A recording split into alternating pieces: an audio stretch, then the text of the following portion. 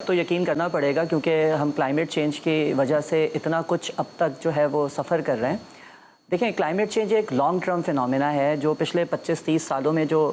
ماحولیات کے different sectors میں جو بگاڑ پیدا ہوا، یہی وجہ ہے کہ پاکستان جو ہے وہ United nation frame work convention on climate change کے مطابق ٹاپ 10 کنٹریز میں آتا ہے، اور گلوبل کلائمیٹ رسک انڈیکس کے مطابق پاکستان جو ہے وہ اس وقت 5th پوزیشن پر ہے۔ تو پچھلے 15-20 سالوں میں ہم کلائمیٹ چینج کی زد میں آ چکے ہیں، اور اب پرابلم یہ آ رہی ہے کہ ہم اس سے اتنے زیادہ متاثر ہو چکے ہیں کہ اب وہ چیزیں ہمیں بہت جلدی نظر آ رہی ہیں۔ اس کی ایک چھوٹی سی ایگزامپل میں دیتا ہوں کہ پاکستان میں سب سے زیادہ جو کلائمیٹ چینج کی وجہ سے جو علاقہ متاثر تھا، that is the southern part of Pakistan, جو اس میں ہمارا سندھ اور کراچی شامل ہے۔ تو اگر آپ پچھلے کچھ سال پیچھے جائیں تو آپ دیکھیں کہ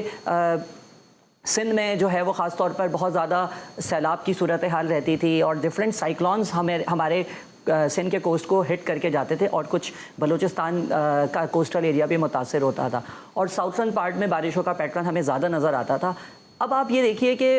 ناردرن سائڈس پہ جو ہیں، جہاں پہلے بارشیں اتنی نہیں ہوتی تھیں، وہاں پر ہمیں بارشوں کا جو سلسلہ ہے وہ زیادہ نظر آ رہا ہے۔ 2010 کا فلڈ آپ دیکھیں تو آپ کو سندھ اور بلوچستان میں زیادہ لاسز نظر آئیں گے، لیکن 2022 میں ہمارا ناردرن ایریاز کتنا زیادہ جو ہے اس نے نقصان اٹھایا، پاکستان کا کتنا بڑا نقصان ہوا، اینڈ دین پھر 3 سال کے بعد پھر یہ سائیکل ریپیٹ ہوئی ہے۔ اور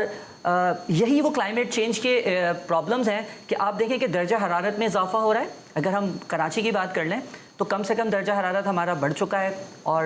آنے والے 2-3 سالوں میں کراچی 50 ڈگری سینٹی گریڈ کو بھی کراس کرے گا۔ اسی طریقے سے آپ دیکھیں سمر کا پیریڈ لمبا ہو گیا ہے،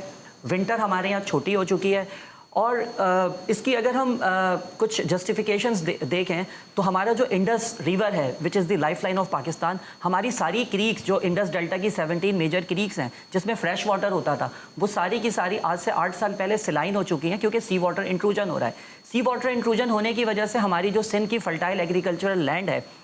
وہ تقریباً جو ہمارا ڈسٹرکٹ ٹھٹا ہے اس میں 100 کلومیٹر تک کا جو فرٹائل ایگریکلچرل لینڈ ہے وہ سی واٹر انٹروجن کا شکار ہو چکا ہے، جس میں اب آپ نیکسٹ 70 ایئرس تک کسی قسم کی کوئی ایگریکلچرل ایکٹیویٹی نہیں کر سکتے۔